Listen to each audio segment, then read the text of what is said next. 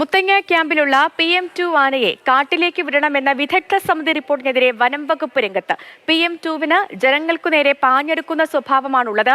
ആന വയനാടിന് ഭീഷണിയാകുമെന്നും വനം വകുപ്പ്. PM2വിന്റെ കാര്യത്തിൽ ഹൈക്കോടതി അടുത്തയാഴ്ച തീരുമാനമെടുക്കാനിരിക്കെയാണ് വനം വകുപ്പ് ഈയൊരു നിലപാട് വ്യക്തമാക്കിയത്. PM2വിനെ മയക്കുവെടിവെച്ച് കൂട്ടിലടച്ച നടപടി നിയമവിരുദ്ധമാണ് എന്നതാണ് വിദഗ്ധ സമിതിയുടെ കണ്ടെത്തൽ. അടിയന്തരമായി ആനയെ കാട്ടിലേക്ക് തുറന്നുവിടണമെന്നതായിരുന്നു അവരുടെ റിപ്പോർട്ട്. അതിനെ അതിശക്തമായ ഭാഷയിലാണ് ചീഫ് വൈൽഡ് ലൈഫ് വാർഡൻ എതിർക്കുന്നത്. ശക്തമായ നിലപാട് തന്നെ ഈ വിഷയത്തിൽ സർക്കാരും സ്വീകരിച്ചിരിക്കുന്നു. ഒരു കാരണവശാലും PM2വിനെ തുറന്നുവിടാൻ പാടില്ല. അത് മനുഷ്യജീവന് ഭീഷണിയാണ്. രണ്ട് കാരണങ്ങളാണ് ഇതിന് ഈ റിപ്പോർട്ടിൽ ചൂണ്ടിക്കാണിക്കുന്നത്. ഒന്ന്, PM2വിൻ്റെ സ്വഭാവം. അതൊരിക്കലും മാറില്ല. ജനവാസ മേഖലയിലേക്ക് വീണ്ടും ഇറങ്ങി വരും. നിലവിൽ PM2 മുത്തങ്ങ ക്യാമ്പിലാണുള്ളത്. അവിടെ ഒരു സെമി വൈൽഡ് സ്വഭാവത്തിൽ ഇതിനെ കൈകാര്യം ചെയ്യുകയാണ്. ഇടയ്ക്ക് കാട്ടിലേക്ക് പോകുന്നുണ്ട്, തിരിച്ചു വരുന്നുണ്ട്. പാപ്പാന്മാരുടെ ശാസനകൾ അനുസരിക്കുകയും ചെയ്യുന്നുണ്ട്.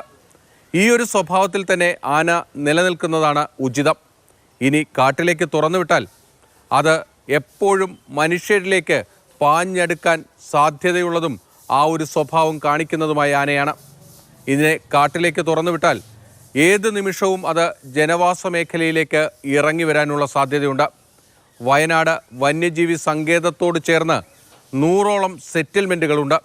15,000-ഓളം പേരാണ് അവിടെ തിങ്ങിപ്പാർക്കുന്നത്. ഈ ജനങ്ങൾക്ക് PM2 എന്നും ഒരു ഭീഷണിയായി തന്നെ മാറും. ഇപ്പോൾ മാനന്തവാടിയിൽ വലിയ പ്രശ്നങ്ങളുണ്ടാക്കുന്ന മോഴയാന, ആ മോഴയാനയും ഈ PM2വും തമ്മിൽ സമാനതകളേറെയാണ്. രണ്ടും കർണാടകയിൽ ആ വനം വകുപ്പ് മയക്കുവെടിവെച്ച് കാട് മാറ്റിയ ആനകൾ.